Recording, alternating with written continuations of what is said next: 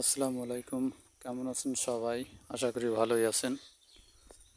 তো আমি তেমন একটা ভালো না, আমার শরীর অসুস্থ ছিল, 15 দিন হসপিটালে ছিলাম। অনেক দিন হলো আপনাদের মাঝে নতুন কোনো ভিডিও নিয়ে আসতে পারতেছি না। এখন আমি পুরোপুরি সুস্থ নই। তো আমার আসলে টাইফয়েড জ্বর হয়েছিল। টাইফয়েড জ্বর হবার পরে হসপিটালে, যশোর মডার্ন হসপিটালে ভর্তি করা দেয়। সেখানে 15 দিন মতো থেকে শরীর পুরোপুরি সুস্থ না, কিন্তু তারপরও চলে আসছি, কারণ মূলত ওখানে থাকা যাচ্ছে না, শরীর আরও অসুস্থ হয়ে যাচ্ছে এরকম মনে হচ্ছিল আর কি। আর টাকা পয়সার একটা সমস্যা তো আছেই, কারণ 15 দিনে প্রায় 60,000 টাকা বিল, ওষুধ পানি, বেড ভাড়া, ডাক্তার খরচ দিয়ে প্রায় 60,000 টাকা মতো বিল দিয়ে আসতে হয়েছে। তো আজকে আমি আবার একটু আসলাম, আমাদের এই ঘাসের ভুঁইতে আমার আব্বা ঘাস কেটে নিয়ে যায়। আসলে অনেক দিন আসতে পারি না, ঘাসের কোনো খোঁজ খবর নিতে পারি নাই, তাই আজকে একটু আসলাম দেখতে।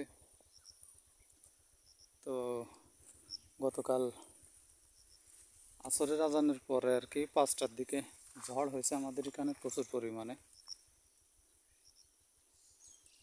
আর গতকাল আমি যশোরে গিয়েছিলাম আর একটু চেক আপের জন্য, আসার সময় বৃষ্টির কবলে পড়ে, বৃষ্টির পর সন্ধ্যার পর বাসায় আসছি। তো অবস্থা তো দেখতেই পারছেন। আর আসলে নিজের কাজ নিজে ছাড়া অন্য কাউকে করালে কখনো হয় না। এই ঘাসের ভিতরে আমি সবসময় রেগুলারলি পড়ে থাকি। হ্যাঁ, এই যে ঘাসের যে অবস্থা, সার মাটি, পানি, কোনো কিছু ঘাসে দেওয়া নাই, ঘাস কিভাবে বড় হবে দেখেন। এই একটা জমি, ঘাসের জমি, মনে হচ্ছে ঘাস অনেক বড়, কিন্তু আসলে ঘাস অনেক বড় না। এখানে কয়টা ঘাস বড় দেখা যাচ্ছে, আর পুরাই খালি।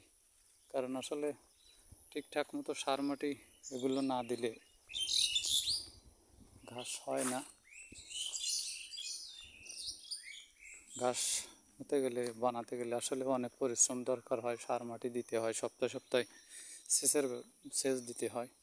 এই যেখানে মেশিন আছে। আর একটা বিষয়, যে আসলে আমাদের এটা নিজেদের ভুঁই না, এটা বন্ধক নিয়ে ঘাস লাগানো। এখানে যে এখান দিয়ে পানি দিতে হয়, এই মেশিন দিয়ে পানি দিই।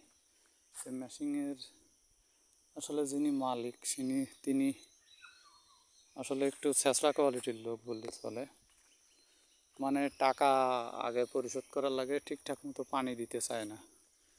পানি দিয়েছি ঘন্টা হিসেব করে, চুক্তি করে, তারপরও দেখা যাচ্ছে ভুঁই অর্ধেক গেলে মেশিন বন্ধ করে দেয়।